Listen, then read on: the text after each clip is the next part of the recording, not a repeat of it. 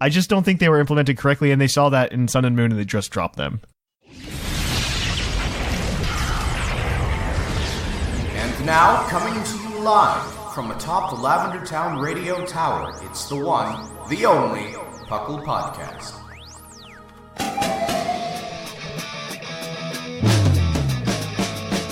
It's P.U.C.L! It's P.U.C.L! Pokemon Underground Champions League, oh yeah! P.U.C.L!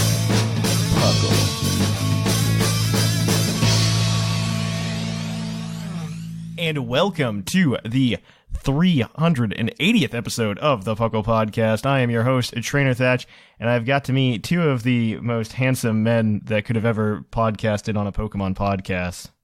We have Shamu with his glorious hair. Yo. And we also have the fabulous Sublime with I don't think you have the purple hair, so it's not as cool. I as do Shamu's. not have purple hair. Sorry. Not as fabulous as Shamu's hair. I do have pretty fabulous hair, though. I don't know if it's as good as Shamu's. I didn't say it was as good as Jasmine's. I just said mine was good, too. It's a good second place. That's true. Yeah.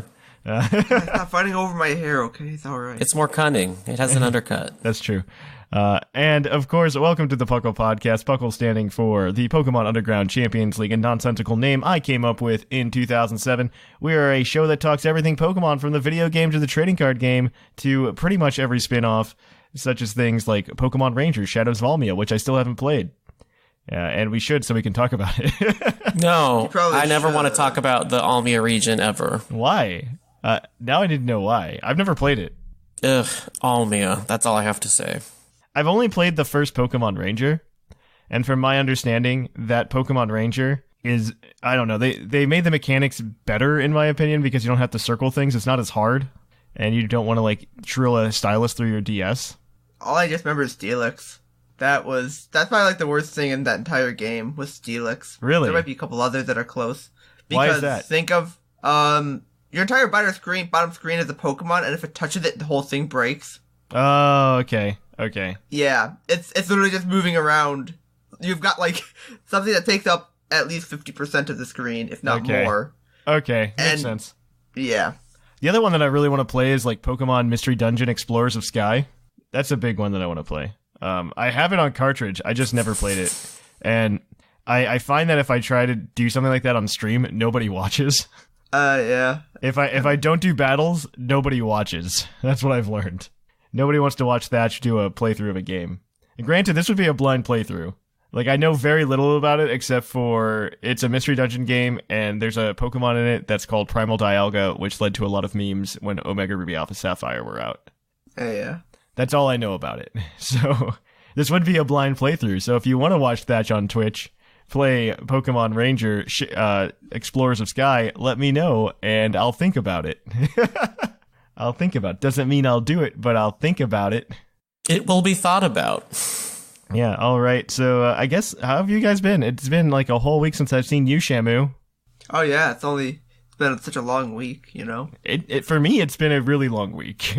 Same. Yeah. Oh my god, it's been a long week. I spent 16 hours in a car driving back and forth. Like, I'm pretty beat. There's not really been much. It's just been just a week. Just a week? Pokemon one. Yeah, just like filling around in TCG, I guess, is the most I've done. Well, what have you been building in TCG? Because I know you guys have been playing TCG a lot lately in the voice chat over at Discord. I am working on Incineroar. Okay. So I need to really wait till next set to actually have that deck finalized. Well, what cards are you missing? Just for, like, the uninitiated. Like, what?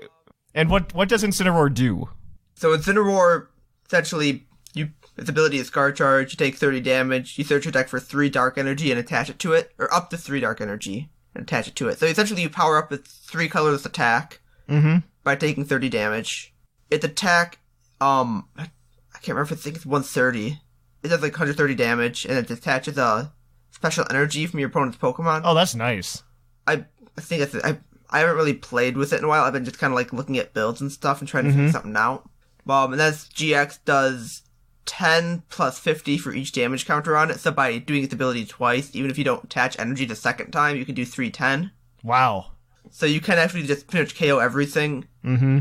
But in the next set, we've got the Baby Incineroar, which essentially does 30. If you have it out, it does 30. Everything does 30 more damage. Oh, wow. but it's only you can only do one. You can't stack it.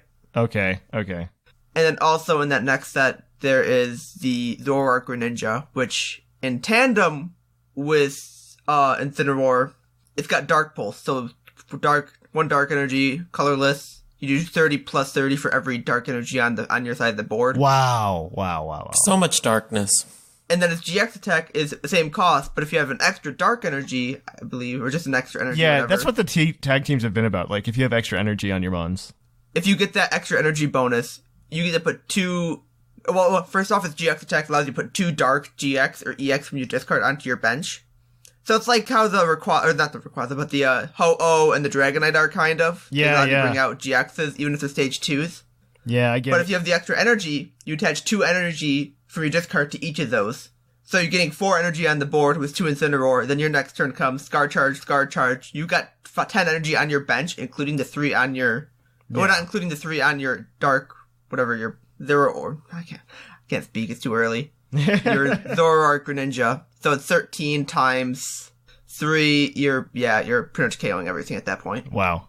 Well, you're doing good. like 400 damage over, because it's 30 plus 390, I think, if I'm doing that right. Yeah. All right. Well, I mean, that's good. I mean, that's fun. Yeah. Even if you don't do Scar Charge, you're still hitting for like 210, 240, something like that. Well, what about you, Sublime? What have you been up to? The PDL started. Oh, yeah, that's true. I forgot about that. Yeah. PDL is going on. That's good. Yeah. So I had my first match for that. You played Dexio. Yes, you helped him.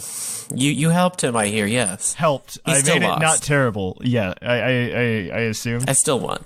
Yeah, 5-0. It was good. I really wanted to help him out because he... No, he has a good team. He has some good stuff on it. Yeah, he has some good stuff on there, and I was really surprised because what he wanted to do was just have 10 sets for the whole season. No. And I was just like, no. This isn't what you do. And so I sat down and I looked at his team. It wasn't very polished because I didn't get to bounce it off anybody. You know what I mean? Mm-hmm. But I was just looking at your team and I was just like, okay, this is going to do you better than what you wanted. And I threw it at him. And I don't know, what was the differential? How bad was it?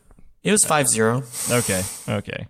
Unfortunate. But yeah, I gave him some stuff. It was better than it was better than what he had. So I think Dexio is going to be one of those that he's going to learn along the way because this is his first season in Piddle. Learning. Yeah, he said he's really new to it and he's just learning so much as he's going. And I'm like, that's great. Yeah, keep it up. No, he's learning at least, which is good. Like I sat down, I walked him through some of the spreads, and I'm like, hey, this is why you want this, and this is why you want this, and so hopefully he gets better throughout the season. But yeah, let's see. For me, I haven't been doing too much. I spent a lot of the week doing stuff for work, traveling for work, which was not exactly the best thing in the entire world. It was pretty rough just going back and forth, driving. Man, it was like 17 hours. But just think of how many P.U.C.L podcasts you could listen to, Thatch. I could have listened to my own podcast that I listen to every week anyway to edit it, right? I mean, I guess I understand that struggle, but you could have listened to P.U.C.L Plus or P.U.C.L PTU. That's true. I could have both available on iTunes. Those, but I decided to listen to some D&D podcast instead. Oh, so our RPG podcast ain't good enough for you. So the big thing is, like, this is just like real life stuff. So I tricked all of my friends into coming over to play D&D next weekend because one, it's my birthday next weekend. And I was like, oh, hey, you guys should come over and play D&D with me for my birthday, blah, blah, blah. And, like, I have this one-shot ready. I have a bunch of pre-gen characters for them because these guys have never played D&D. Yeah, I think you had mentioned doing a one-shot. Yeah, so I finally tricked them all into coming over to do it. And I'm sure, like, I've been prepping, like, real hard to make it, like, the best experience they could possibly ever have for the first time playing D&D so that I can trick them into starting a campaign. That's kind of where I'm at right now, real life wise. Secret plan. I'm manipulating my friends. Mm-hmm. I'm manipulating my friends for their own D&D. good. Yeah, for their own and good. And there's nothing wrong with manipulating your friends for their own good. I don't think they're not going to enjoy it. I think at least half of them will be like, yeah, I would like to play again. You know what I mean? And then we can get a campaign going and it'd be a lot of fun. But we'll see. That is where we'll leave this right now, and we're going to kick it on over to the news. So let's cue that epic music.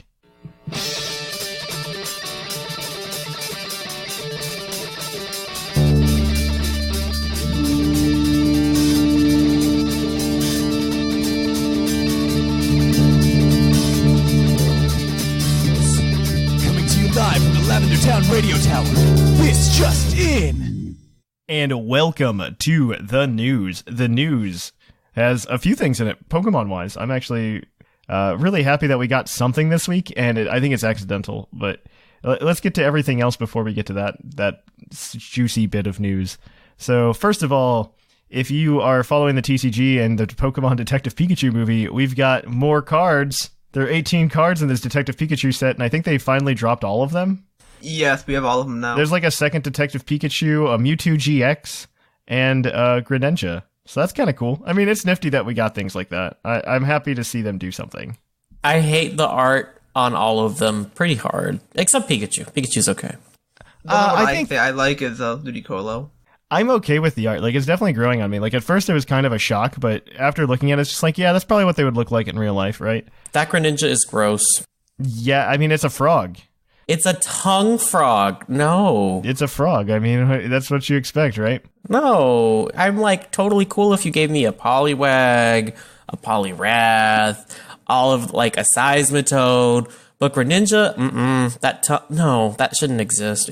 So I'm happy with Greninja over something like Poliwrath because that's just Gen 1, and this is at least showing me, like, hey, we're trying to go out of the Gen 1. No, that's fine, because there was one Pokemon that they had, it was the Gen 7, I think, that looked really good. It was, what's Morlo? that grass fairy? Yeah. Morlo. Morlo Yeah, looked Morlo's really good really in true. it. So it's not like I'm just trying to be like a Gen 1 or anything. No, not you. I'm just happy they're showing representation from generations outside of Generation 1. I know they're probably going to use Generation 1 as a crutch in this, obviously, because we have things like Charizard making an appearance, Mewtwo makes an appearance, and stuff like that. They're going to definitely use that. They're going to lean heavily on Gen 1, but there's so many other generation references that I think are huge. Like, if you watch the trailer, you see that the main character, I forget what his name is already, I think it's Sam. Something like that. Yeah, but he goes ahead and he has like the Sinnoh Championship on his wall, and you see him wearing this unknown shirt that I really want to buy. It doesn't exist anywhere, but in one of the shots he's wearing this really cool unknown O shirt, and I really want to buy it. So Pokemon Company, make my dream come true. Of course, you can always, but yeah, like I'm really excited for that. I would also take the art style of Detective Pikachu over the art style of Mewtwo Strikes Back Evolutions any day. I think that art style is far more appealing than the weird CGI they brought with the Mewtwo Strikes Back remake. I agree. Yeah. Also, if you're playing Pokemon Go, it looks like the fighting event's going on until Tuesday afternoon, so you should go out and like catch some fighting types while you can. Also, I think it's 2 times catch and battle experience, and a bunch of other crazy stuff. There's just like a ton of extra experience and stuff like that. And Shiny Mankey and Shiny Machop are available now. Both of those are like meh shinies, but they're out. They're both green. Yeah, it's one of those cute green ones. Evolve. Yep. So have fun with that. I mean, if you get a Machamp, it looks like Hulk. Yes. And it's also been announced that from March 15th through March 18th, that Rayquaza will be coming back to Pokemon Go and raid battles, and it's also going to be a possible shiny, I think, as well. No. Japanese notice says that shiny Rayquaza will not be available during that raid. Oh, I apologize. Why even announce that?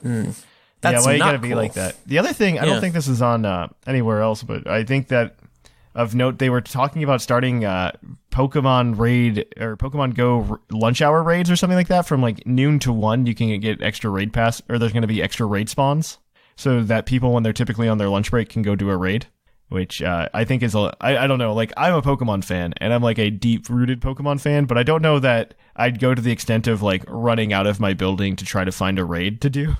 I feel like the dedicated quote-unquote Pokemon Go community would, though. I do agree with that. I think the dedicated Pokemon Go community would. I agree with that. I just know... I guess it's just for the dedicated people at that point then, because I'm kind of on the border in between like the casual fan. It also depends on like how near you are to like spawns at your place of work. That's also true. Mm-hmm. But potentially for Scron and Snack, that could be great. Yeah, absolutely. Let's see. So there's a few other things. New TCG set was announced to be Sun and Moon Unbroken Bonds, and it's going to have lots of cards in it. Lots of cards. Lots of cards. So keep an eye out for that. They'll talk more about it. I think they already did talk about it on TCG Cast, right? No. I think they talked a little bit. I mean, we about might have mentioned it, but Yeah. it hasn't been covered. Okay. And then, of course, there's, I guess that's about it. So the other piece of news that I really wanted to get into, like this juicy piece of news, is that Nintendo of America actually accidentally posted a tweet that they shouldn't have posted about Pokemon Sword and Shield. Nintendo of America put out a minor bit of news about Pokemon Sword and Shield. They said that the stadium-like buildings scattered across the Galar region are in fact Pokemon gyms. I don't know that this was that hard to theorize, because it seemed pretty straightforward to me that those were probably the gyms. Yeah. But I guess this is good confirmation. But with this element, instead of calling the people who run these gyms gym leaders, the gyms in Galar have what are called gym masters.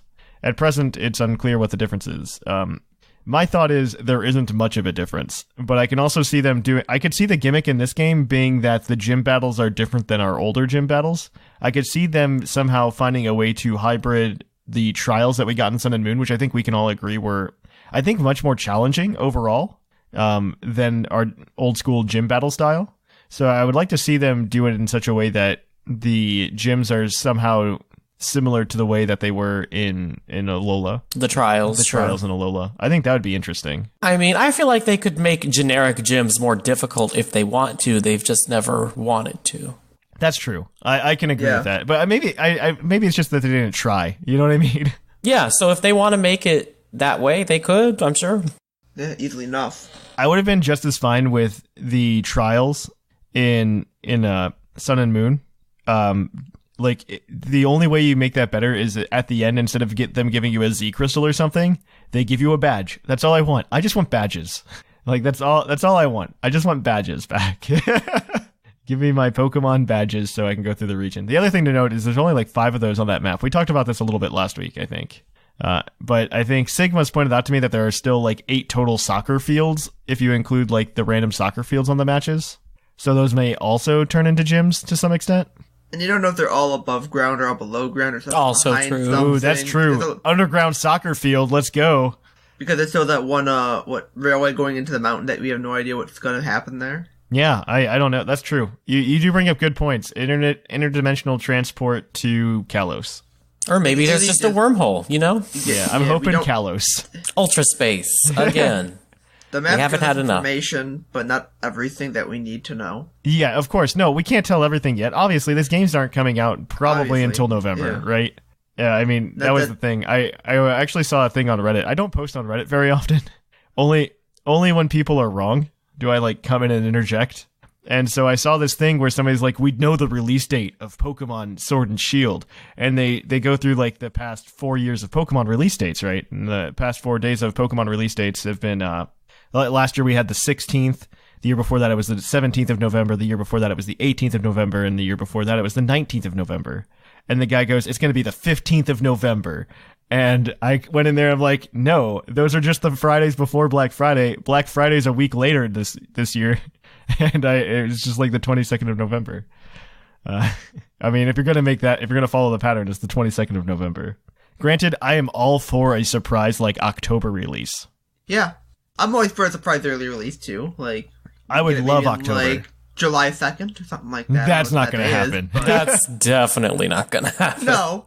We'll be lucky if we have the 3 houses by July 2nd. Well, they announced that as the release date, something like that, in June or July. 3 Fire Emblems coming out then, but they also announced spring at one point, and then it got but pushed, they actually gave a date this time.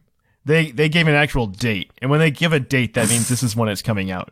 Time frames like that, that's different than when they just give a date. Nintendo, when they give a date, they stick to it. I don't know. It makes the Fire Emblem coming out is really where it sticks to me that we're not getting Pokemon over the summer, obviously, because Nintendo's going to spread out the releases. They're going to spread them out. And I as much as I would love to see an October release, unless it's somehow bundled with a new version of the Switch, I don't think we're going to see that. I could definitely see something like a Switch XL or something coming out. In the XL. I'm going to say XL and put that in quotes. By XL, I mean they removed the bezels on the Switch console. I can see us getting something like that at E3, some kind of announcement. And then if that comes out, say, in October, as opposed to a release date in November, so that it's out in sufficient time for like Christmas and stuff like that. I can see Pokemon coming out in conjunction with that just to help push more units, but I can't say that for sure. I really can't, unfortunately. But yeah, let's leave it there. We'll get back to more Sun and Moon rumor discussions. So we are gonna Sword and Shield. Sword and Shield. That's what. Did I say Sun and Moon? Oh man. Yes. I'm awful. We'll get back to more Pokemon Sword and Shield rumor discussions after this next segment, which is a Puckle's Poke Quiz, where we're gonna quiz your co-host on their innate Pokemon knowledge.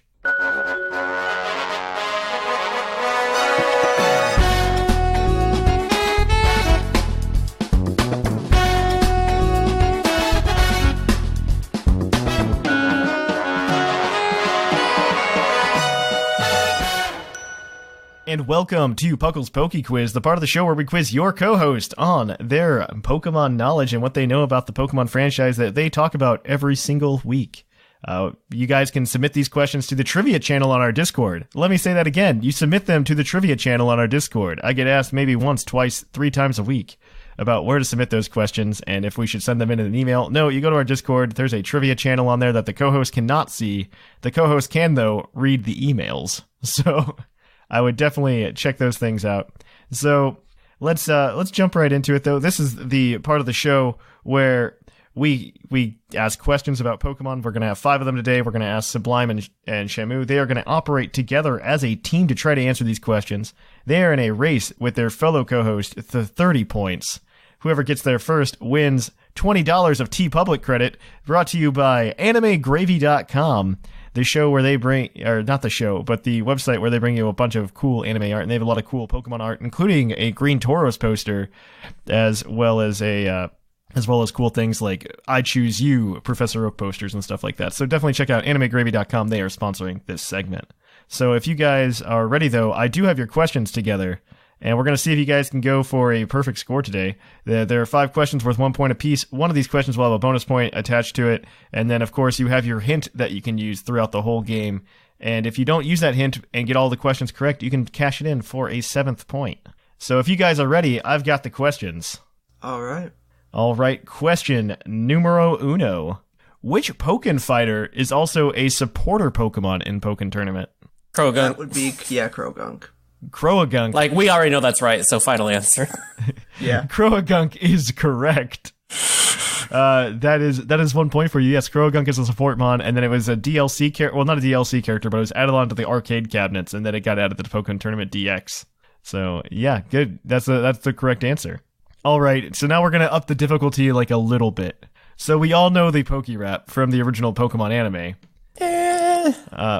We heard it growing up. I don't need you guys to know the entire Pokérap for this question. Okay? From the Pokemon anime, the first season, at the end of each episode, there would be a Pokemon rap at the end of the song. What I believe, I don't remember who asked this question, but whoever wrote this question, I believe it was Scummy Squirtle, wants to know, who was the last of the 150 Pokemon to be named in the Pokérap? I actually knew this before he answered. But we'll see if you guys can know. I mean, you have a 1 in 150 chance. Okay. And per us trying to sing it earlier, you probably know it's not Slowpoke. So it's 149. Charmy, yeah. And then it goes, that's all, folks. Yeah. I'm trying to make it come to my head. I can't. It's not like Charmeleon, Wartortle. The only thing that comes to mind is Slowbro. Aerodactyl. Give us a sec. We're gonna, yeah. You're gonna get it? I just need to hear it in my head. I need to imagine. I'm going back to my childhood. You know. U2, Tentacruel, Aerodactyl, Ammonite, Slowpoke. It's none of those. I can give you that. It is not those. I can do Ammonite, Slowpoke, and then there's something. That's all, folks. If you want the hint, I can always give you the hint as well. Do we want to use it early? I'm not. Yeah, let's use it. I don't think we're gonna get it otherwise, to be honest. Yeah. All right. So this is a Pokemon that one of the people that were featured in the show had. So a recurring cast member had. The main character or recurring? They were in every episode. So main character. Main character. I would say they were in every episode. It's one of Team Rocket's Pokemon. I should say that. Okay, so that gives us Gen 1. We got Lickitung, Wheezing, Arbok, Ekans, or Coughing. Or technically Meowth, I guess. It's a fully evolved one. We'll say fully All right, evolved. so that leaves Wheezing or us Arbok? with Wheezing or Arbok. Oh, Victory Bell, too. Oh, that's true. Oh. Oof. Well, we have a 1 in 4-ish chance. I think it's Victory Bell, actually. Because I'm thinking, I don't think Arbok was the one that they ended with, and Wheezing, I think something else came after. No, because for Wheezing, it's earlier in it because I think they have Wheezing say its own name. Yeah, that's what I thought, yeah. So it can't be Wheezing. Yeah, because they make a thing about Wheezing as it wheezes its name, you know? Yeah. So it can't be Wheezing. I think it's Victory Bell, unless you could think of something that came after Victory Is Bell. it Arbok or Victory Bell?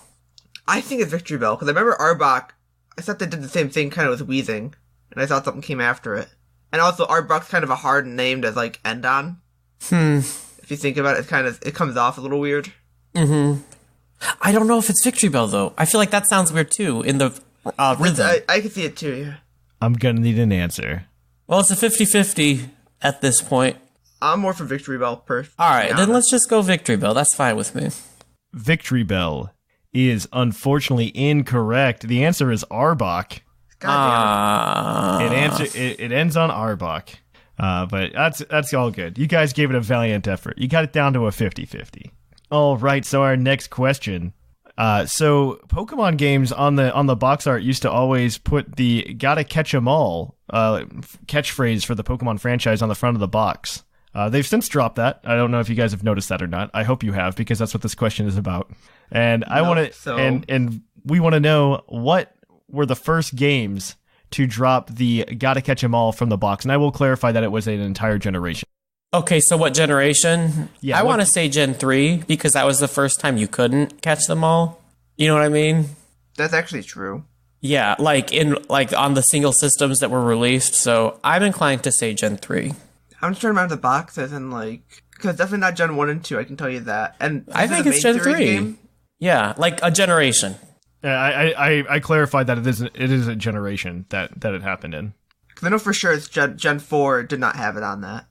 I don't think it had it on Gen 3, though. Although I will say I never bought any of the Gen 3 games, Protest. out of the box. Protest. Yeah, so. No, I played them. I'm not saying I didn't play or get them, but I didn't buy them in, their boxes brand new. Yeah. I'm okay Oh, with no, saying don't get that. it twisted. I still got my Leaf Green and my Sapphire lying around somewhere.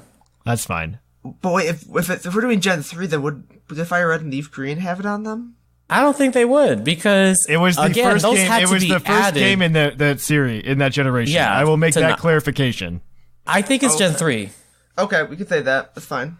All right, Generation 3 is correct. It is Ruby and Sapphire, because probably the reason you stated, Sublime. They conveniently dropped it when the first games came out and you couldn't catch them all in those games for the first time since Pokemon. And was you couldn't released. transfer your stuff over. It was a hard reset. Oh, that was, and it wasn't intentional, to be fair. They tried. They just couldn't come up with it. They tried, and they knew there were issues trying to go to Yeah. this, from the old IV and EV system to the new IV and EV Yes. system. And that's why they just decided, let's just do the reset. Nope, they just can't catch them all yet. That's fine. Yeah, we've since fixed that with Crystal version and on the Virtual Console and stuff like that. The Virtual Console fixed everything. I like that retrospect or that retcon in just their series. I thought that was done very well. But yeah, that gives you 2 points. You're 2 for 3 right now. Let's see if we can get you a point back. Actually, I'll be nice because you got the one question wrong, and I'm nice to everybody when this happens. This next question actually has 3 answers. If you get all 3 of them, I will give you an extra point.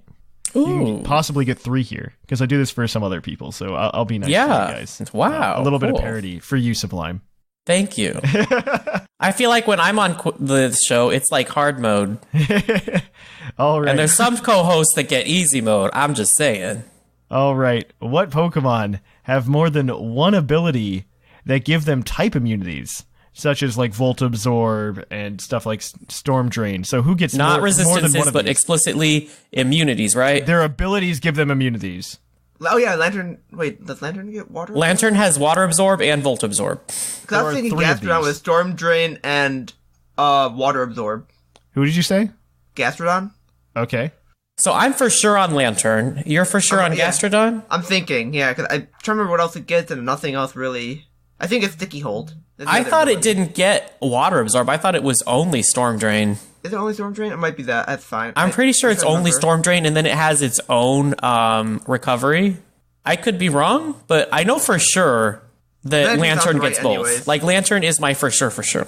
And this is like lines, right? This is not species, so like it's just Lantern and Yeah, Charmac. sure. Or not. Okay. Yeah.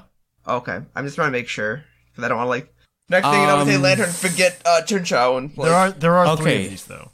All right, so it's abilities that give immunities, not just abilities that would give resistances, right? So nothing Yes, like just thick abilities fat that give or immunities. Yes. heat proof.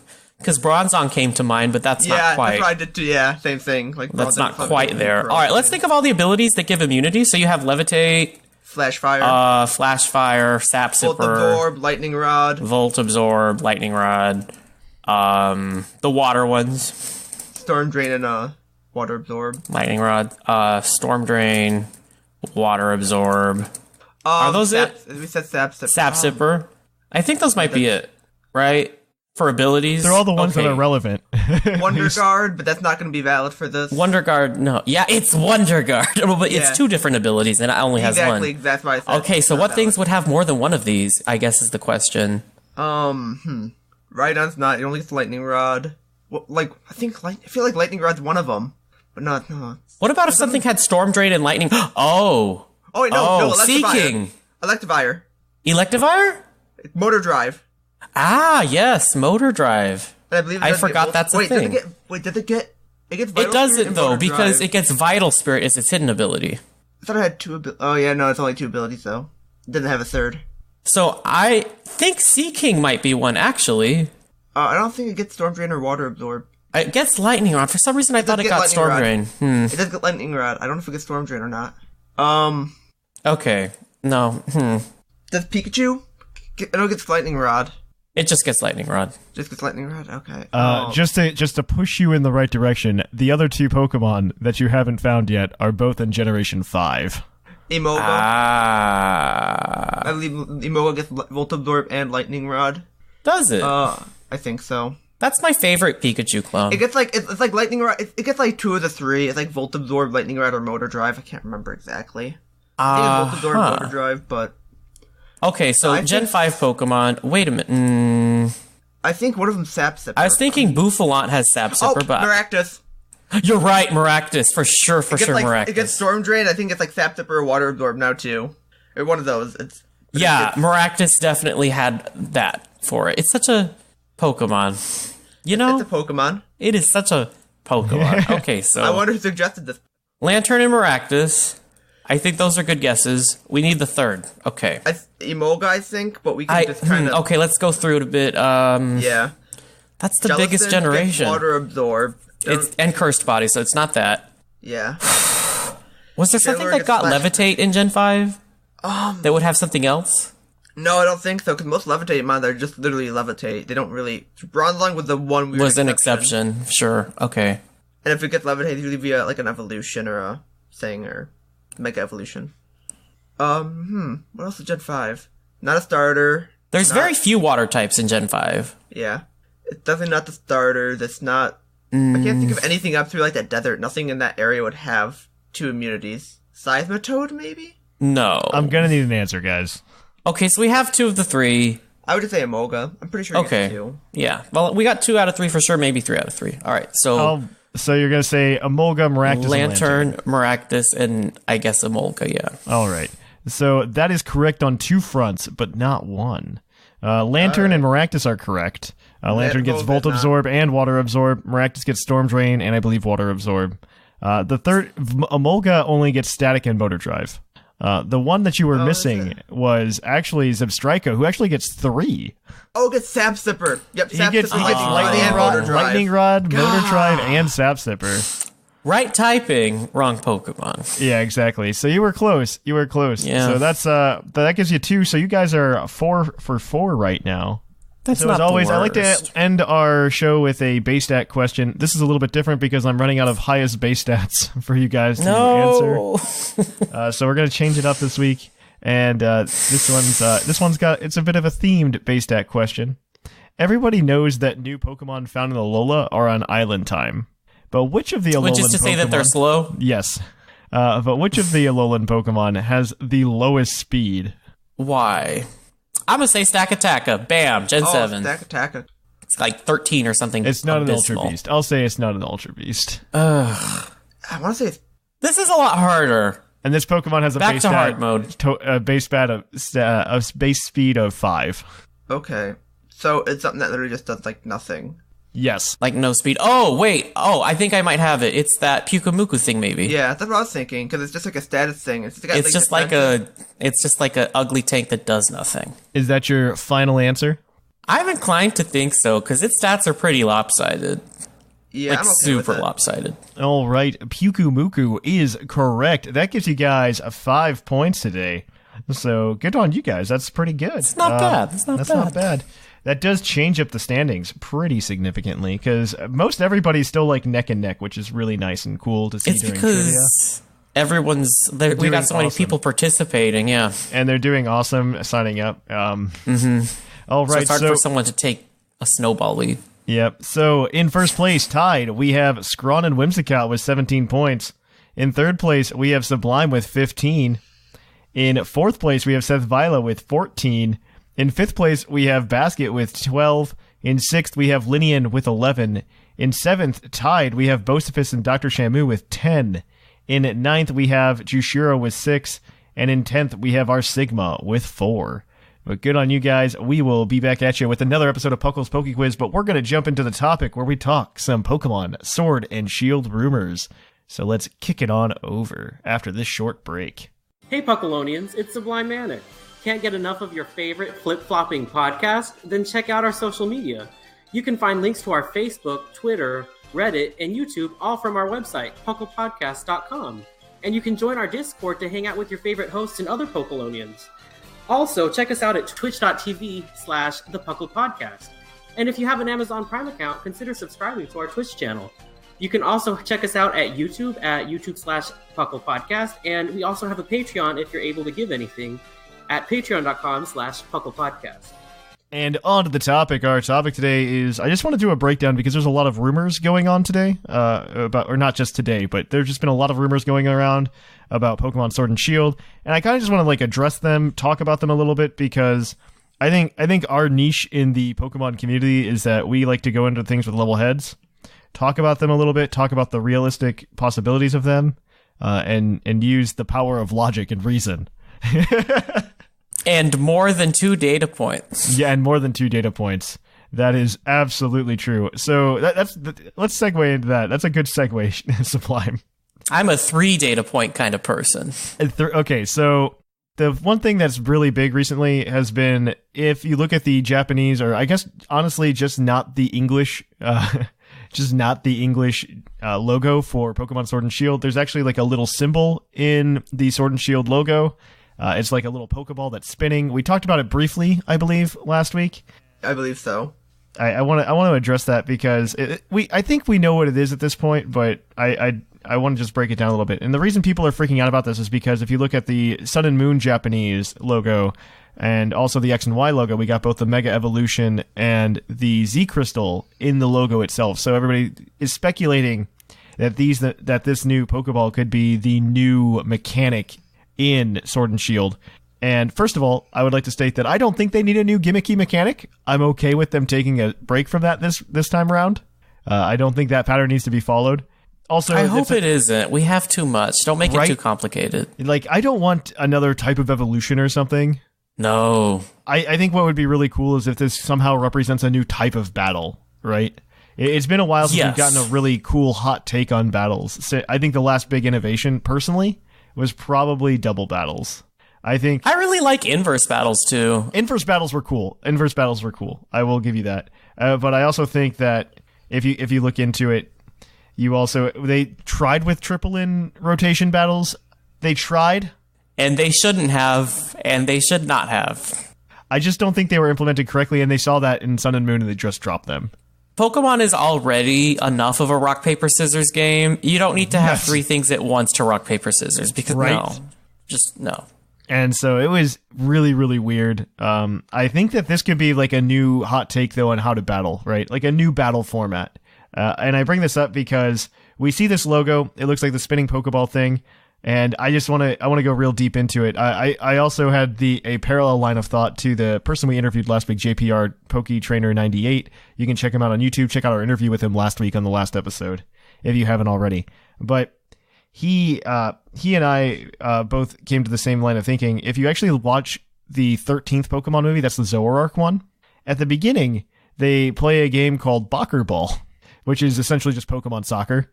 And if you look at the middle of the field in that logo, actually, it looks very similar to what we have now for this new logo that you see on the Sun and Moon thing. And you have us going into essentially soccer stadiums for these gyms. It was more or less confirmed now because of the tweet that Nintendo America put out and then deleted this earlier this week.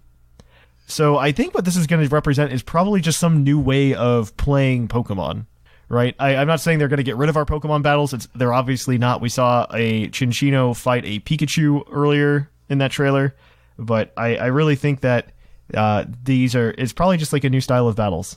That's where I'm at on it. I don't know if you guys have similar thoughts on that or not. I really don't know. It could be anything. It's probably just a logo. It could just be a logo for like, hey, gyms are back. I think that's what it is, to be honest. I don't think they're going to add a new battle style, to be honest. They didn't in Gen 7, did they? No, in Gen 7 they actually removed them. Yeah, because I think they kind of learned. Yeah, like you don't have to throw all the new ideas every time. That's true. Where the triple battle goes, where the rotation battles go. Like, oh wait, they weren't popular enough.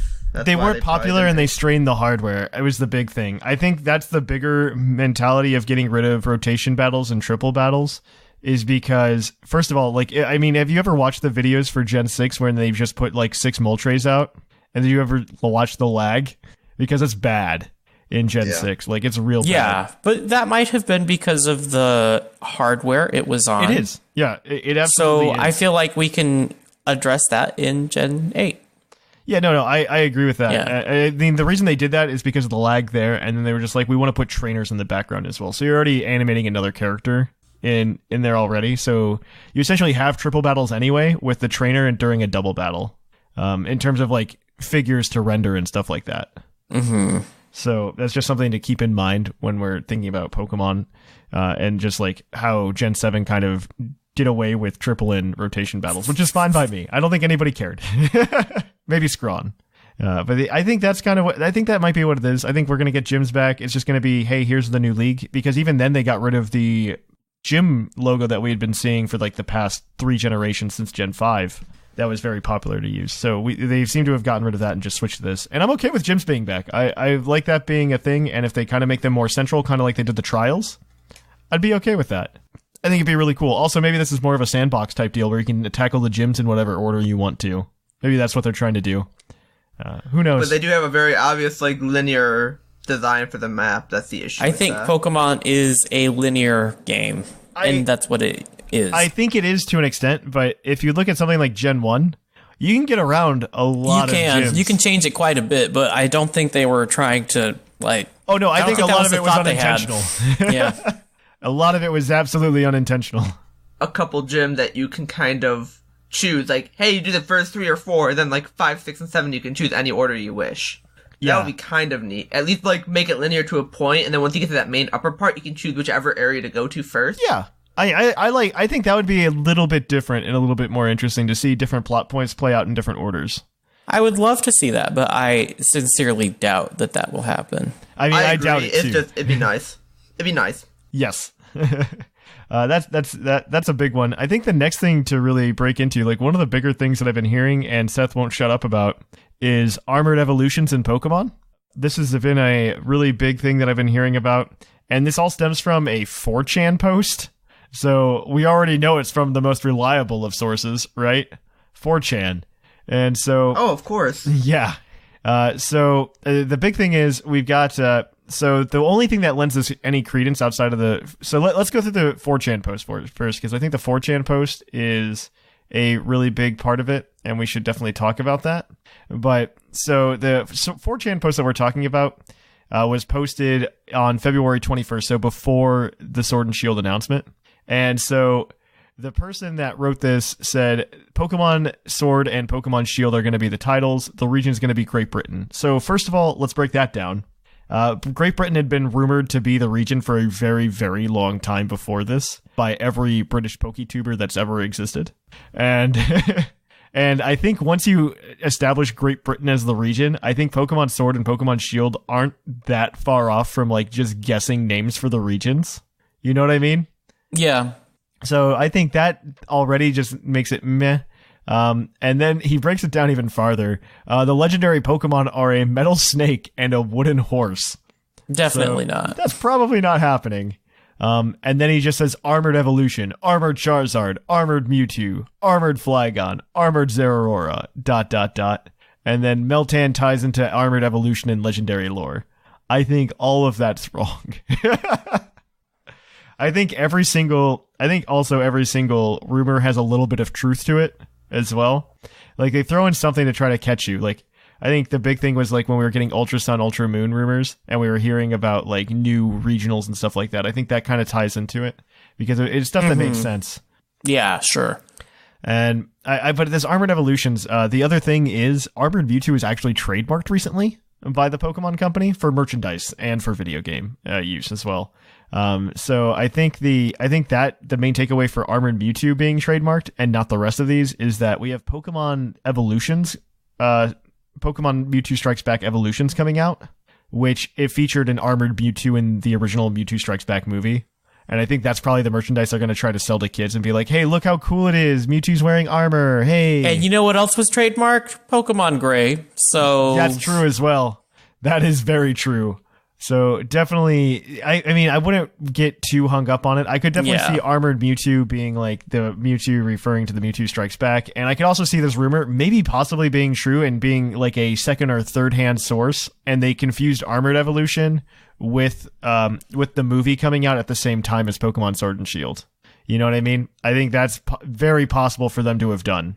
But I mean, I'm not fully sold on the Pokemon Armored Evolution. I just don't think it's something that needs to happen in Pokemon, and I think that just makes things more complicated. Especially it's just when you convoluted, right? I feel like it's convoluted, especially when we already have Mega Evolution, right? And I think the thing that kind of throws us out the door is, I'm going to make a joke here. Armored Flygon, we're not going to give Flygon any love, and also Armored Zeraora. I don't think they're going to do anything for Zeraora like that. They wouldn't support it that early on. No. I mean, we had Mega Deontay, right? But I don't think Mega Deontay... I think that's different than Zeraora, in my opinion. I feel like Mega Deontay was already kind of planned in the design of Deontay to be like kind of how a queen or a princess of the diamonds and stuff like that. And that was all in the same generation. Yes, exactly. So I don't really... I'm not feeling it. I'm going to say it that much. I'm not feeling it. We'll see, though. I mean, we'll have to see, I guess. I don't know how else that's going to go, but I'm not... I feel like maybe if there's armor, it's aesthetic. Maybe. I would be okay with it, like, being able to dress your Pokemon up. Sure. And you dress your trainer up. Yeah, and then it appears in battles or something. I don't even think that's likely, but I feel like it's more likely than Armor Evolution. Yes. It might be more of a thing with a minigame, too. They might have some jousting minigame or like a medieval fair area. Yeah, like I could see maybe there's like a couple Pokemon that wear armor at like one moment in the game because it fits, and that's it. Yeah. I do not, think there's going to be much of this. I'm just imagining Pokemon Renaissance Fair in my mind now, Shamu, and I don't know how I feel about that. But it would be cute, I guess. I could also say it like Sublime said, like maybe somewhere in the plot you like see some guy riding around on a Charizard dressed in knight's armor or something like that. Yeah. Yeah. Or there's a picture of one and they talk about an old war where Pokemon fought. It's, yeah, I mean, if we want to, that's an interesting point, and I'd love to jump into that some more, just because I think these two regions are just, this region is so similar to Kalos. It just blows my mind. I understand why, because they're pretty both European. Similar. Yeah, they're both culturally similar, but at the same time, there's just so many places where you can see it tie in. I would love for there to be references to the Pokemon War that took place in X and Y that elicited the use of the weapon that created Mega Evolution, essentially. I'd love to see that. Maybe we get some kind of AZ, like, cameo or something like that as well. Well, they love bringing back characters, so I wouldn't be surprised if they did. bringing back characters that have no plot significance. They like doing that. Precisely. And AZ already had his moment, so why not? Yeah, like we got Grimsley back in. Grimsley. I love Grimsley in Gen 7. It's like one of my favorite Gen things. 7, and he didn't do anything. He was just there. He gave you Sharpedo. That did that's something. True. That's He gave true. the ride pager. That was it. That was it. It's kind of like how in Diamond and Pearl you saw Jasmine, and then you got Waterfall from Jasmine.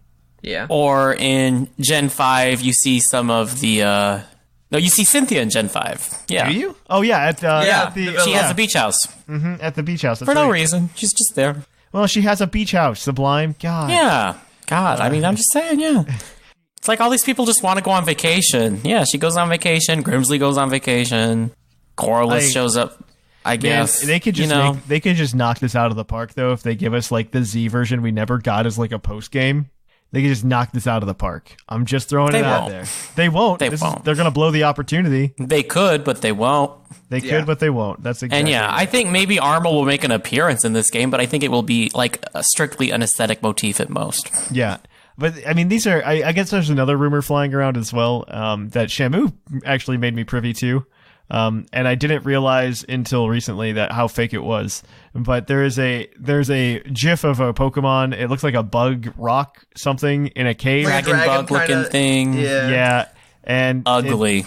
It's pretty hideous. But it's I mean, ugly. It looks like it could be a Pokemon. It just looks... It does. It's very well done. It's very well done. Props to whoever made it.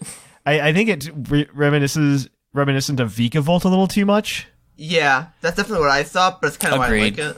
It's a little Vikavolt like derivative, in my opinion. And also, what I've noted is the background doesn't look as detailed as the rest of the backgrounds we've seen in the trailers, especially if it's supposed to be in the sparkling gem cave thing.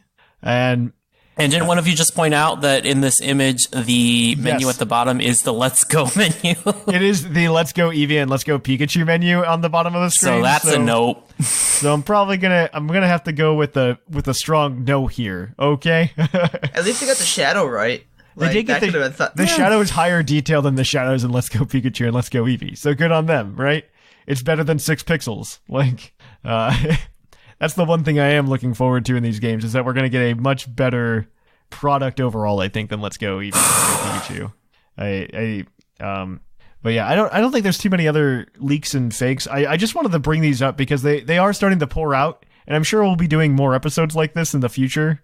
I did see one leak from that same website we were looking at the speculation for Armor that was speculating some people shared some starter evolutions of the evolution. starters. Yes. Okay. Actually, And I'm like, I don't think so. Okay, so this is something that I want to like bring up as like a sobering moment for everybody because these were leaked and leaked. We'll put leaked in quotes. These were put on the internet. Yes.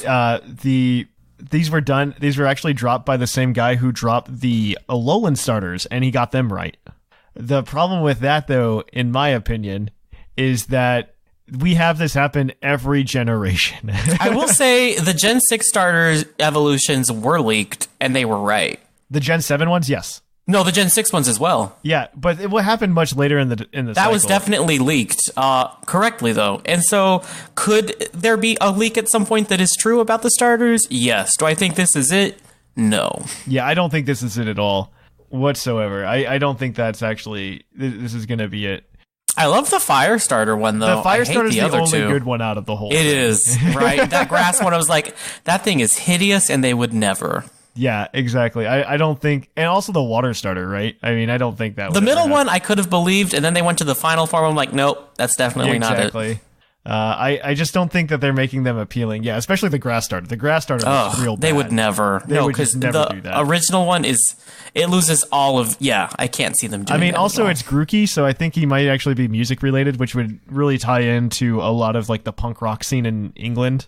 And I think they would try to stay true to that instead of making him some kind of proper gentleman holding a stick sword of whatever type. Without shoes and Without like ugly shoes. pants. They would never. There's nothing gentlemanly about this. Right. Yeah. It's raggedy. Ruby monkey, you know. I think we're gonna get a groovy monkey, exactly. So we'll see. We'll see. Yeah, I don't think that these are true either, and they also come from, like I said, the same person who dropped the Gen 7 starters. But I would like to point out that we have this happen every generation. Like you said, Gen 6, we had the starters leak beforehand. And even then, that same person tried to drop versions of the Gen 7 starters during the Gen 7 like rumor cycle. And those all ended up being incorrect. It ended up going to this new guy. And so this new guy's doing the exact same thing where he's probably posting fake images of the final evolutions of the starters. And they're probably gonna get leaked again. Or the Gen 8 starters will probably get leaked repeatedly. Yeah. But it will end up being from a different person, probably. Yeah. I will say that fire one looks good, though. The fire one does look good. It's the best fake one. Maybe if they haven't figured it out. Would not be mad if it were real. Yeah, I wouldn't be mad. I think I'd be mad at literally everything else. I would be mad at literally everything else. At everything else, I would be upset. So yep. We'll see, though. Hopefully these aren't real. So I guess that's it, though. I mean, that's pretty much everything that we've covered so far. And I think that's what we're just going to leave it. We can put links to these quote-unquote leaks, but these are definitely rumors that are unsubstantiated and probably fake. So I'll put links to all of these rumors so you guys can check them out for yourselves, and you can determine whether or not they're fake on your own. So that is going to be it for the topic. We are going to take a short break, and we'll be right back at you with the Pokemon of the episode. So we will catch you on the flip-flop. Are you excited for Sword and Shield? Well, you should check out the Puckle T Public Store to get all of those t-shirts, all that Poke swag, get some Sobble merch, get some Score Bunny merch, maybe even some Grookey. Support which gang you're in by wearing a t-shirt, buying a mug, tapestry, pillow, pretty much anything over at T-Public. Everything you buy over the Puckle T Public Store helps support the show, and we really do appreciate it. So while we're in this time of hype, go check it out. Maybe there's something there that might tickle your fancy. So check out the Puckle T Public Store. Link in the show notes down below.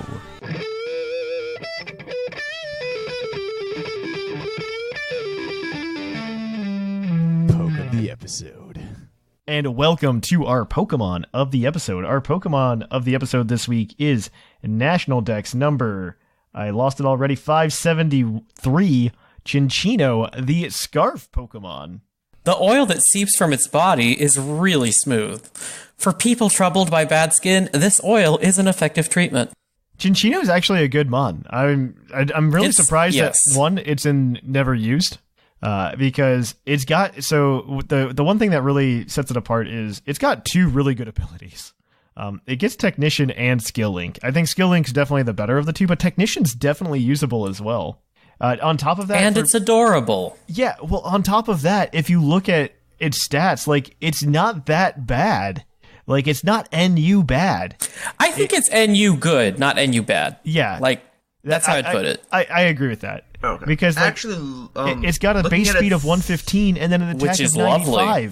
What the heck? I mean, 95 isn't high, but like I said, it's NU good, not NU bad, because it's pretty frail. 95's not bad. No, it's a stat that you can, like, at least be viable enough to do something with. Yeah. But to go back to the abilities, it really can't use Technician other than the Skill Link moves. That's true. Other than the Skill Link. Everything else is, like, you get normal and special moves, and it's like, you're not gonna run the 65 base special attacker when you have 95. That's true.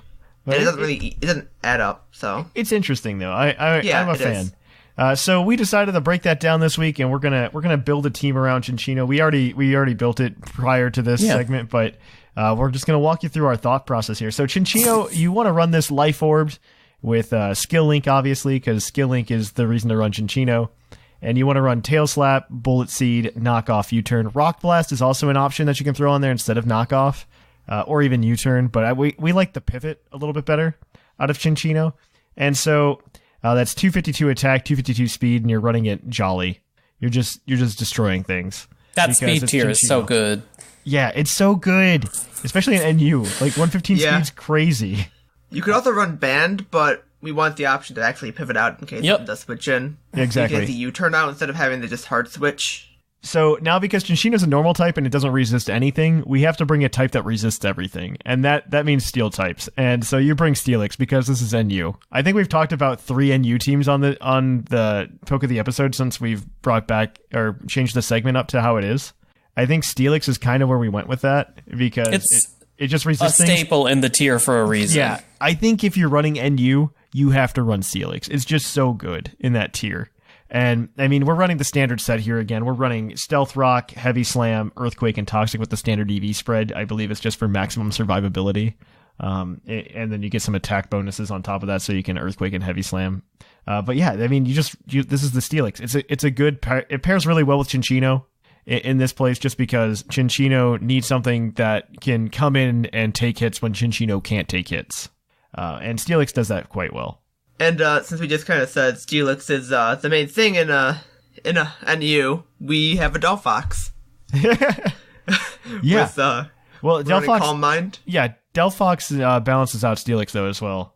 Yeah, because Cincino and Steelix both have that fighting weakness, so Delphox gives you a resist. Resist. Put that in quotes. Oh, not great resist, but it's a resist. It's a counter. It's a check or a counter, I'd say. Yeah, it's a check. It's a solid check. Yeah. Well, here we have Calm Mind, Fire Blast, Psychic, and Grass Knot with Grass CMZ, and a spread of 252 special attack and 252 speed with a timid nature. Yeah, it's actually really exciting. I love this team. I mean, we've got 3 more members, but like it's amazing. And the Psychic does help you deal with Garbodor, which is something that also Chinchino can have a problem with, because it generally resists all of its actual, like, it's at a Rocky Helmet too. Yeah, Rocky Helmet damage is something to watch out for. Yeah, Cincino does not like a Rocky Helmet. Exactly. Chinchino. And then, of course, so, like, we have to pair that up with something, right? Like, we can't just have Delphox. We gotta keep going, right? so we brought Whimsicott. We did this on the last NU team we ran as well. Yeah. Whimsicott's pretty good. It's got a decent move pool, and it's got, good speed and Yeah. okay special attack with Infiltrator and stuff. Like, you can do some fun This stuff team is with going it. fast. Yeah, and it helps out, pivoting into, Chinchino, because we run U-Turn on here with Moonblast, Energy Ball, and Psychic. Energy Ball with our items, a choice specs will KO a Steelix, or as long as it's running, not sturdy, but it'll do enough damage to... I mean, Yeah. if you've set up your rocks, it will. Yeah, if you get rocks or hazards, it'll knock it out. Psychic deals with Garbodor as well, so it's just deal with those 2 checks again. Moonblast for a good stab. And also to hit again, something like Passimian. Yeah, the deal with Passimian. Yeah. Passimian's a huge issue in NU as well. So like that's Very just something prominent. that we're very, very realistic. And that's why we brought the next one. Sublime, you wanna just take us home with Yeah, this for last sure. one? Yeah. So we added Rotom, which gives you a fighting immunity. It's also running a Culver Berry to give you that insurance. Yes. And Rotom's great because it's your defogger on this team. And it's Willow X. Yes. So in NU, they'd be running the Will-O-Wisp plus Hex combination on your Rotom. And be since fair- it's a defogger, we also added Volt Switch for momentum after you do what you got to do. Yeah, but dude, I love Volturn. It's amazing. Love. It does so well. Truly. Good on you, Rotom. Yeah. And then the last one, we kind of just threw it on to round it out, right? The We should best probably go over Rotom's evolution. spread real quick. Okay, go over Rotom's spread, Shamu. It's got 252 HP, 252 speed, timid, with 4 special attack. Yeah, okay, I'm not too worried about it. And you do need the It's a HP bulky because Rotom, regular I guess. Rotom is not as bulky as the forms. Mm-hmm. So the HP helps you out quite a bit. Yeah, that's true. That's true. And then we just wanted to round out the team because we had that last slot open, and we're just like, well, what kind of balances out the team outside of Chinchino? And I think that last member covers it pretty well. Yeah, so you've got the best evolution, which is Vaporeon. I'm so upset that it's down here. I didn't realize it was in NU. It used to be. It was like It used to solid be UU OU. last It gen. used to be OU. Oh, if you go far back enough. Yeah, no, it was OU in Yeah. Gen 5 for sure. And then it was definitely UU for most of Gen 6. And now it's just dropped hard. It's because there's so many water types. Yeah, that's what's happening. Yeah, so which is good because then every tier has good water types, including NU, where you can use Vaporeon. So we went with Scald, Ice Beam, Wish, and Protect. Wait, no, we did not go with Ice Beam. I thought we went with Toxic. No, we went with Toxic. Yeah. That was not updated on the list you sent. Yeah. But yeah, we went with Toxic instead of the Ice Beam because if you're running Wish and Protect, you might as well run Toxic. Yeah. Yeah. Helps you deal But with Wish things you can't passing always on this deal team with. is really good also, especially because you've got some stuff that can really benefit from it. Oh, absolutely. Yeah, no. I think this is I don't know. I really like this team. We haven't played any games with Yeah. it. We kind of just came up with it beforehand because Yeah, but we we were thought, running a you know little what late the this next week. battle clinic is? It's NU. So Yeah. if you wanted to use Chinchino, here's your chance. Absolutely. Yeah, next battle clinic. I'm so excited. I love battle clinics. They're so much fun. I'm a big fan. But yeah, I guess this is the team. We're gonna drop it in the team of the episode. I'll probably send it over to Seth so that he can post it over there. We'll also be giving away that shiny Chinchino on the Patreon. Of course, if you're not a patron, you can still get a not shiny version of the Chinchino. But that's how we're doing it right now. If it's got a shiny variant that we can trade to you, we're gonna do it. And then if it's a not shiny variant, we won't. Well, we will trade it, but if you're a patron, you get that shiny. And you can use Chinchino in the upcoming Pokemon Sword, Pokemon Shield. Yeah, so, apparently. Yeah. Shiny Chinchino is so not different. It's like Chinchino got a tan. Used a lot of bronzer. Yeah, that's what it looks like. All right. But yeah, that's Chinchino, the Pokemon of the episode. The Scarf Pokemon, but you don't run it with And the it's scarf. adorable. And it's adorable. It don't need a scarf. It doesn't need a scarf because it already brought a scarf. Built there in. you go. It's built Yeah, in. exactly. That's why it's so fast. All right. So that is it for the Pokemon of the episode. We will catch you guys next week with another one of those. But in the meantime, we're going to switch gears and we're going to kick it on over to the mailbag. It's mail time! It's time for the mailbag! Send in your emails! And welcome to the mailbag. The mailbag, as always, is brought to you by the energy drink Green Tauros, the energy drink that gives you hooves. And as always, we'll give the Green Tauros badge if somebody inspires discussion, and if we remember. That's the big thing. We have to remember.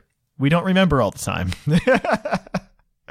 All right, so let's just jump into it. So for those of you who are new to the show, our mailbag segment is the segment of the show where we read listener emails. You can send them into pucklepodcast@gmail.com. Once again, that is P.U.C.L. P.O.D.C.A.S.T. @gmail.com, Pucklepodcast. And we will read your emails. Typically, we'll have a what am I saying? We'll have a prompt for you guys. I think last week I asked you what starter you would choose in Gen 8 right now. So let's just get right into it. This first email is from the Aura Guardian. Hello, Thatch, and whoever you have with you today. I've been listening to the first episodes of Puckle, and it's very interesting. That is the nicest way I've heard anybody describe those episodes. I guess that's the way you can say it. You can say very interesting. Those are words in the English language that can describe something, yeah. I would as well. It's cool listening to you speculate about Gold and Silver remakes, which obviously came out later, and at one point you said in the podcast would eventually end because you would have college. Yep, yes we did. I do have a set of questions, though. Whatever happened to Sycamore? Let me answer that. He went to Kalos. Next question. Did you ever imagine the podcast becoming this big? No, I still don't think it's that big. Also, by design, what is your favorite Pokemon? We can all answer this. By design... Snivy. Okay, Easy. Snivy, obviously, for you. By design, I don't know. There's a lot of things. I like Feraligatr and I like Mega Blastoise, but I want that fighting water Mega Evolution of Feraligatr, and I want him to have brass knuckles, and I want him to punch fists with Mega Blastoise, and it's gonna be amazing.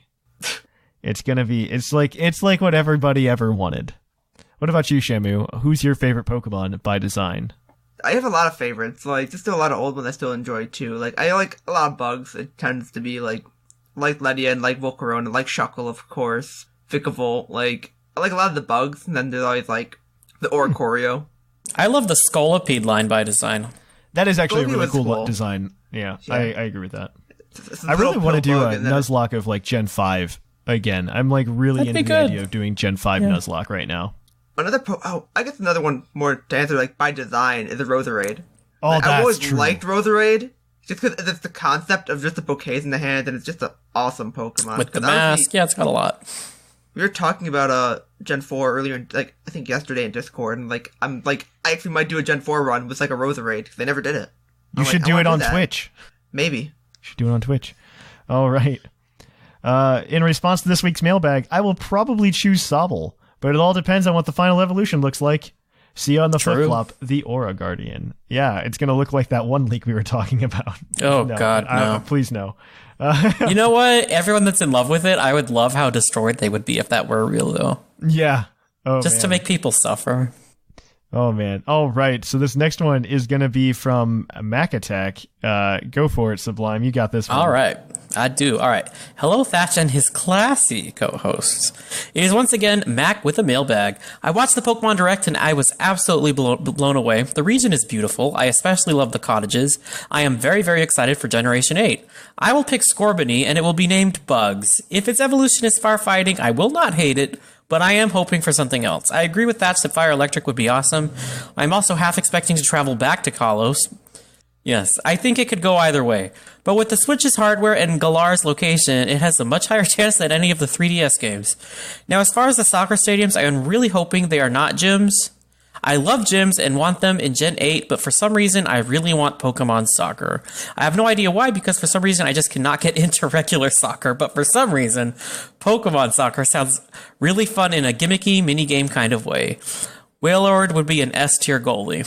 And finally, what do you guys think about the supposed leaks that guessed the titles before the Direct? It predicted Sword and Shield as the titles, then went on to predict the Legends and Gen 8's gimmick, which according to them is armored Pokemon.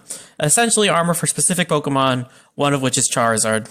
It did not predict the Legends yet. It said Metal Snake and Wooden Horse. Yeah, which has not been confirmed. So it hasn't predicted it. No, but that's what they are predicting. Okay. Is what it's saying, I think. Yeah. I am very skeptical of it. I find it surprising they guessed the title, but Armored Pokemon just sounds wrong. The leak also predicted a Wood Horse for Legendary, and that rubs me the wrong way. And then he gave the link, but we actually discussed that this episode, so you know our thoughts on it. All right, but anyway, that is all the time I have got for today. This has been Mac. Thank you for reading. Catch you guys on what? The Flip Flop. All right. Well, this next one is from Villain in Gold, and he actually won our contest, the giveaway for Sword and Shield and Pokemon Center merch. So good on him. All right. Hi to the Puckle crew. Discovered the podcast a few months ago, and you've been keeping me company on my night shift. So shout out to all your hard work. I apologize for the long email. Just had to get some thoughts out there. With regards to Gen 8, as a Londoner, I'm hugely excited to see Pokemon finally come to my home. On the topic of the starters, I'm really shocked I'm not seeing more speculation on Scorbunny potentially turning into a football mon. Yes, football. You're in Galar now. Stop saying soccer. That triggers us massively. I know the pose is super similar to Chimchar's promo art, so everyone thinks it'll be a fighting type. But I think it looks also sporty in its disposition. Also, it has a breathing strip on its nose like an athlete. Plus, the score and Scorbunny could be double entendre, with Scorch and Score, as in scoring goals. With football being so closely associated with the UK, I think that makes way more sense than any other series I've... That's just like... thing that's been going around too, is just a score thing, and... Yeah, that little fighting... It could be a fighting thing, or it could just, as you said, just be like a design choice. I think they just really poorly named a lot of these Pokemon specifically. Like, Froakie was okay... And then I'm just thinking back, like, even like Fennekin and stuff like that, it didn't seem that obvious what the names were referenced off, but maybe it's just me getting older and being hyper aware. It's like Scorbunny was like, oh wow, that's really blatant. They just put the name, they put the word bunny in there. Yeah. And Grookey was like, oh, monkey, okay, I get it. Yeah, Sobble, like, okay. Yeah, Sobble was I think Sobble's the best of the three in terms of names. I'd agree with that, but yeah, keep going, Shamu. I just want to mention in response to it being said a lot on both the podcast and the internet in general that I don't think Sun and Moon actually did that much to change the formula. Totemons and Trials were just gyms remixed. I personally didn't like them that much either. I prefer them just to do the normal gyms, so I'm glad they're returning, even if it is done in the stadium. I think changing the formula for a Pokemon game requires way more work than a surface level change to gyms. But that's just my opinion. I think going back to gyms was a really good call on their part. And I think, like I said, they're probably going to do something with it. That's probably why we got that wonderful logo in the Japanese logo and on the gyms and stuff like that. And it's also on the player character's like shoulder on their like jersey when they walk into the gyms. I think we're going to see something interesting there. Maybe in a way like the trainer takes part in the battle somehow. I don't know. Maybe like a little mini game or something for the gyms. I think it'll be something that's a little bit different. But I think that it's safe for them to go back, like especially jumping into a new generation on a new console. I think going back and just playing it a little bit safe and making what could be just a really good Pokemon game is probably the best call for them. As for my answer to the mailbag question, Grookey was my favorite out of the 3, so until I see final Evos, I'm going with Grookey. I'm hoping the Gru and Grookey comes from Groove, and with the tapping on the rock that it does in the trailer as a musician. I'm hoping it turns into a musical Pokemon, possibly a drummer. So far, the choice of musical and sound Pokemon isn't that great, and I agree, 100%. Yeah. X-Blood and Meloetta don't make up for Chatot and Kricketune, in my opinion. But what about Jigglypuff? Jigglypuff's a puffball that has a singing thing because of the anime. Yes, I'm kidding. Anyway, keep up the good work, everyone, and thanks for the content. Well, thank you for that. Thank you. Yep. Yes. The word where we grow up is soccer. Sorry. All right, so we've got one more today, and it's going to be from it looks like Mido. I'm going to give that one to you, Sublime. Dear Thatch and his outrageous lab experiments. And listen, I'll just stop you right there. I am outrageous, but I am not a lab experiment. That's also true. I might not be outrageous, but I'm probably a lab experiment. Okay, so you're half right in both directions. Yeah. What's really bad is I agree. Like, that's really bad. All right, Sword and Shield hype is growing, and the people whose dad work at Nintendo have started releasing their totally legit leaks. The fan base is thriving. I love that wording. That's so great. Whilst I'm personally, and he said whilst, I'm enjoying this very much.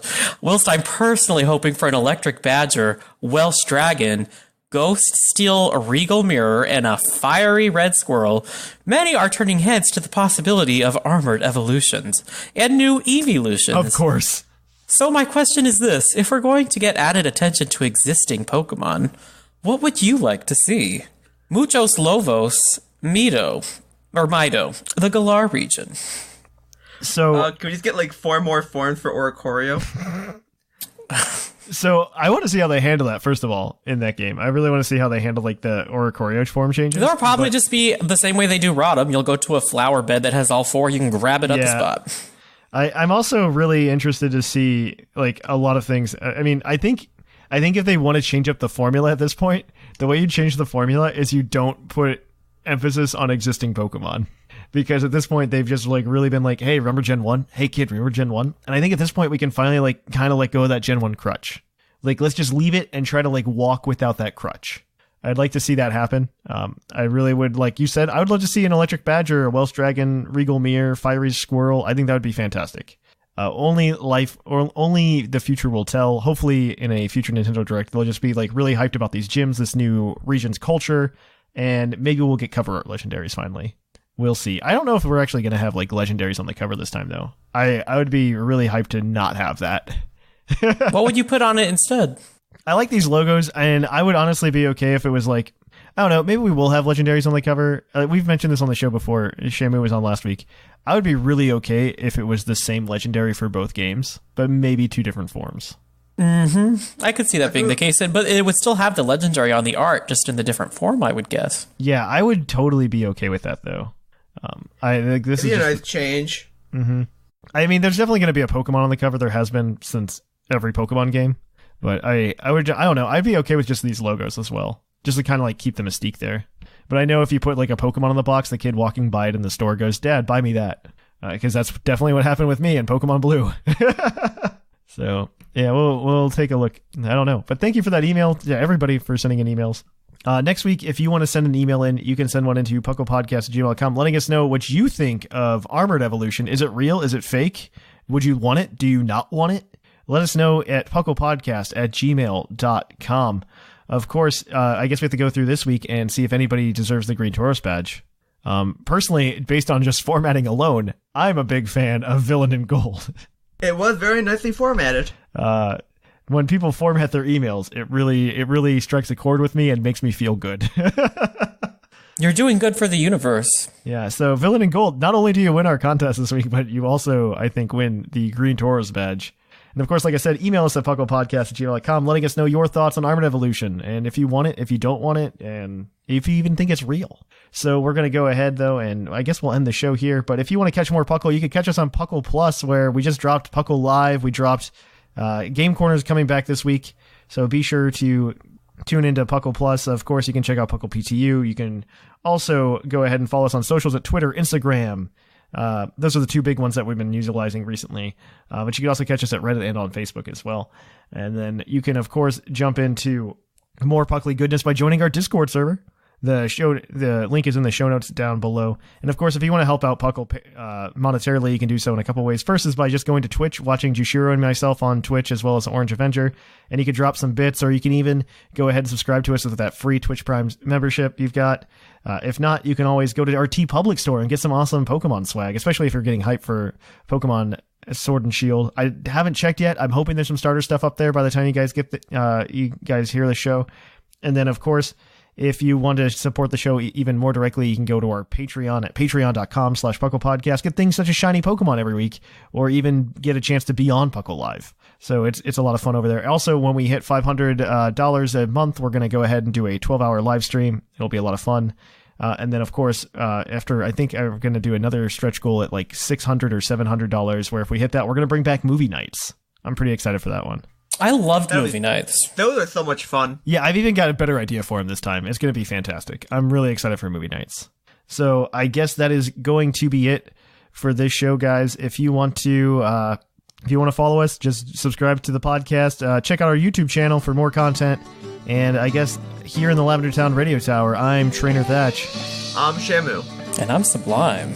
And it's closing time.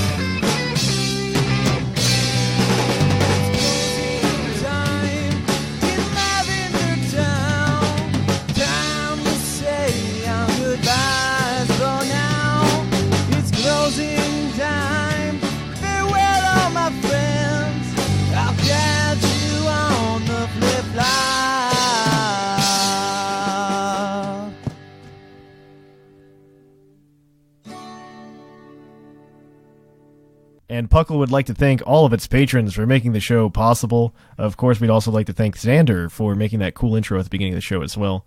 But if you're a patron, you can go to patreon.com/PucklePodcast and get a host of cool rewards, as well as being on the Patreon live show. You could get some cool Pokemon distributions. We just gave away a shiny Magnezone. And you can also, of course, give away pretty much anything. I mean, you can just come on. We have tons of rewards, access to our exclusive Discord.